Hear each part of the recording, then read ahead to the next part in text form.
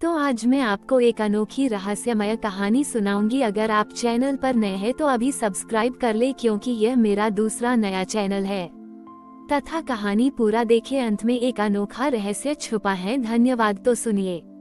प्राचीन काल में एक विशाल और शक्तिशाली राज्य था, अभयपुर। इस राज्य के राजा का नाम विक्रमजीत था। राजा विक्रमजीत एक वीर योद्धा और कुशल शासक थे, लेकिन वे स्वभाव से अत्यंत नास्तिक थे। वे किसी भी देवी देवता पर विश्वास नहीं करते थे और हर धार्मिक अनुष्ठान को अंधविश्वास मानते थे। उनका मानना था कि उनके राज्य की समृद्धि केवल उनकी अपनी शक्ति और बुद्धिमत्ता का परिणाम है। उनके राज्य में एक बहुत पुराना और प्रसिद्ध शिव मंदिर था, जहां दूर दूर से श्रद्धालु आते थे।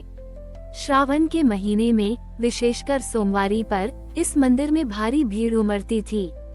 राजा विक्रमजीत इस भीड़ और धार्मिक उत्साह को पसंद नहीं करते थे और अक्सर मंदिर के पुजारियों का उपहास करते थे।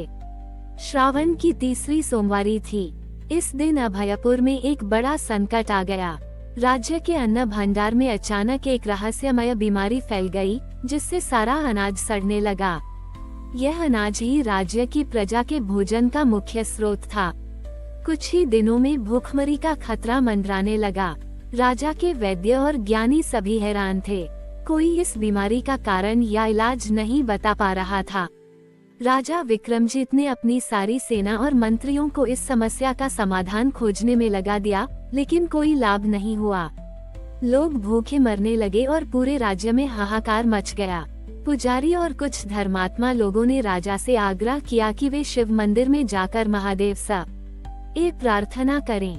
राजा ने उनका मजाक उड़ाया। क्या यह अनाज शिवजी ने सड़ाया है? और क्या वह इसे ठीक कर देंगे?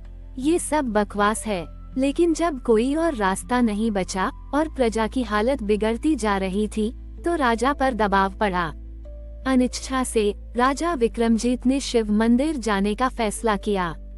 उन्होंने ये दिखावा किया कि वे केवल प्रजा की संतुष्टि के लिए जा रहे हैं, न कि किसी विश्वास से। राजा अपने मंत्रियों और कुछ सैनिकों के साथ मंदिर पहुंचे। उन्होंने देखा कि मंदिर में भी लोग निराशा और भय में थे। राजा ने शिवलिंग पर जल चढ़ाया, लेकिन उनके मन में कोई श्रद्धा नहीं थी। वे बस जल्दी से यह फॉर्मेलिटी पूरी करना चाहते थे। उन्होंने सोचा, देखते हैं ये शिव क्या कर सकते हैं। राजा ने शिवलिंग पर जल चढ़ाया और अहंकार से कहा, हे शिव, अगर तुम सच में हो और अगर तुम में इतनी शक्ति है, तो मेरे राज्य का अनाज बचाओ। अन्यथा मैं मानूंगा कि तुम केवल पत्थरों में वास करते हो और तुम्हारी कोई शक्ति नहीं। पुजारी और अन्य भक्त राजा की इस बात से भयभीत हो गए।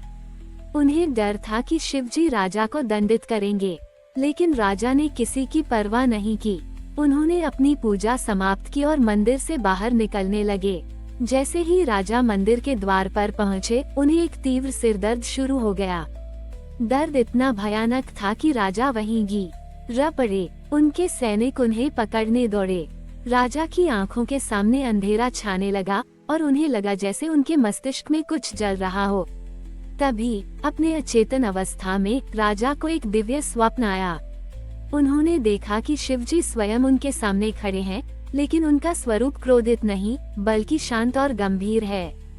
महादेव ने कहा, हे विक्रमजीत, तुम अपनी शक्ति पर घमंड करते हो और मेरी सत्ता को नकारते हो, परंतु सृष्टि का संतुलन मेरे ही हाथ में है। तुम्हारे अन्न भंडार की बीमारी तुम्हारे अहंकार का ही प्रतिफल है। मैंने तुम्हें एक सूक्ष्म रोग से पीड़ा दी है, ताकि तुम्हें अपने भीतर के रोग का भी एहसास हो। जब तुम स्वयं को अर्पित करोगे, तभी तुम्हारी प्रजा का कल्याण होगा। राजा की आंखें खुल गईं। उनका सिरदर्द पूरी तरह गायब हो चुका था और उन्हें एक अजीब सी शांति महसूस हुई। उन्हें अपने अहंकार और नास्तिकता पर गहरा पश्चाताप हुआ। वह तुरंत उठ खड़े हुए और बिना किसी संकोच के शिवलिंग के सामने घुटनों के बल बैठ गए। इस बार राजा ने सच्चे मन से प्रार्थना की। उनकी आंखों में आंसू थे और उनके हृदय में महादेव के प्रति सच्ची श्रद्धा थी। उन्होंने कहा, हे महादेव, मैं अज्ञानी था। मैंने आपकी सत्ता का अपमान किया। मुझे क्षमा करें। मैं अपना सब कुछ आपको अर्पित करता हूँ। कृपया मेरी प्रजा पर कृपा करें। जैसे ही राजा ने ये प्रार्थना की, मंदिर के भीतर एक शीतल सुगंधित हवा का झोंका आया। उसी क्षण राज्य के अन्न भंडार से एक अद्भुत प्रकाश निकला और देखते ही देखते अनाज की सारी बीमारी दूर हो गई। सड़ता हुआ अनाज फिर से ताज़ा और खाने योग्य हो गया। गांव के लोग ये देखकर हैरान रह गए। राजा विक्रमजीत ने स्वयं जाकर अन्न भंडार का निरीक्षण किया और पाया कि अनाज पूरी तरह से ठीक हो चुका था। राजा ने तुरंत प्रजा के सामने अपनी गलती स्वीकार की और महादेव की महिमा का बखान किया। उस दिन से राजा विक्रमजीत एक धर्मात्मा और विनम्र शासक बन गए। उन्होंने अपने राज्य में कई शिव मंदिर बनवाए और प्रजा को भी भक्ति और सेवा का महत्व समझाया। श्रावण की तीसरी सोमवारी उस राज्य में अहम शून्य सोमवारी के रूप में मनाई जाने लगी, जो ये सिखाती है कि ईश्वर का आशीर्वाद तभी प्राप्त होता है जब मनुष्य अपना अहंकार त्याग कर विनम्रता से उनकी शरण में आता है। ये कहानी अभयपुर राज्य में आज भी यह याद दिलाती है कि शिवजी का आशीर्वाद अदृश्य रूप से आता है और वे केवल सच्चे हृदय की प्रार्थना सुनते हैं, न कि अहंकार भरे चढ़ावों की। राजा विक्रमजीत के हृदय परिवर्तन ने अभयपुर राज्य में एक नए युग का सूत्रपात किया। वो अब केवल एक कुशल शासक नहीं, बल्कि एक धर्मात्मा और प्रजापालक राजा बन गए थे। उनके राज्य की समृद्धि अब केवल उनकी सैन्य शक्ति या बुद्धिमत्ता पर आधारित नहीं थी, बल्कि महादेव की कृपा और उनकी विनम्रता पर टिकी थी। राजा विक्रमजीत ने अपने राज्य में कई सुधार किए।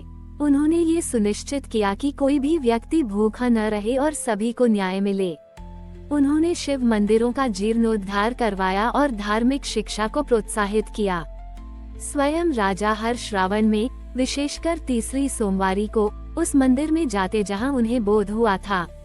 वो अब महंगे वस्त्रों में नहीं, बल्कि एक साधारण भक्त की तरह जाते और विनम्रता से शिवलिंग पर जल अर्पित करते थे। अहम शून्य सोमवारी की परंपरा अभयपुर में इतनी गहरी जड़ें जमा चुकी थी कि यह राज्य की पहचान बन गई। इस दिन न केवल राजा, बल्कि राज्य के सभी धनी और शक्तिशाली लोग भी अपना अहंकार त्याग कर विनम्रता का प्रदर्शन करते थे। वे गरीबों और जरूरतमंदों की निस्वार्थ भाव से सेवा करते थे और किसी भी प्रकार के दिखावे से बचते थे। बच्चे भी इस दिन अपने माता पिता से अहम शून्य होने का अर्थ सीखते थे कि सच्चा सुख दूसरों की मदद करने और विनम्र रहने में है। धीरे धीरे अभयपुर राज्य में कोई भी बड़ा संकट नहीं आया। खेतों में भरपूर फसलें होती थीं, लोग स्वस्थ और खुशहाल थे और चोरी या अपराध कम हो गए थे। ये सब राजा विक्रमजीत के नेतृत्व और उनकी प्रजा में फैले नए विश्वास का परिणाम था। वे मानते थे कि जब तक उनका राजा और उनकी प्रजा विनम्र रहेगी, शिव जी की कृपा उन पर बनी रहेगी। राजा विक्रमजीत ने अपने पुत्रों को भी यही शिक्षा दी कि सत्ता के साथ साथ विनम्रता और ईश्वर पर विश्वास कितना आवश्यक है। उन्होंने उन्हें समझाया कि एक राजा का सच्चा बल उसकी प्रजा का प्रेम और ईश्वर का आशीर्वाद है, न कि उसका अहंकार। कई वर्षों तक राजा विक्रमजीत ने न्यायपूर्वक शासन किया। जब वो बहुत वृद्ध हो गए, तब भी उनकी भक्ति और विनम्रता में कोई कमी नहीं आई। उनके अंतिम दिनों में अभयपुर की प्रजा उनके चारों ओर इकट्ठा हुई और उन्होंने राजा को एक संत शासक के रूप में विदा किया।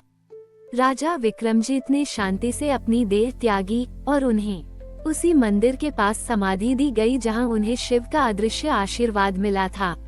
आज भी श्रावण की तीसरी सोमवारी पर अभयपुर में अहम शून्य सोमवारी का पर्व बड़े श्रद्धा और उत्साह के साथ मनाया जाता है। इस दिन लोग मंदिर में इकट्ठा होते हैं, राजा विक्रमजीत की कहानी याद करते हैं और अपने भीतर के अहंकार को त्यागने का संकल्प लेते हैं। ये पर्व अभयपुर की प्रजा को ये याद दिलाता है कि सच्ची शक्ति विनम्रता में निहित है और ईश्वर का आशीर्वाद केवल उन्हीं पर बरसता है जो अपने मैं को शून्य कर देते हैं। अभयपुर राज्य आज भी इस बात का प्रमाण है कि एक राजा का हृदय परिवर्तन कैसे पूरे राज्य को आध्यात्मिक और भौतिक समृद्धि की ओर ले जा सकता है। हमारी और भी आध्यात्मिक एवं अनोखी कहानियाँ देखने के लिए हमारे चैनल पर जाएं तथा धार्मिक एवं पौराणिक अनोखी कहानियाँ हमारे चैनल पर है। कृपया जाके देखें तथा हमारे चैनल को सब्सक्राइब करके रखें और वीडियो लाइक जरूर करें। धन्यवाद।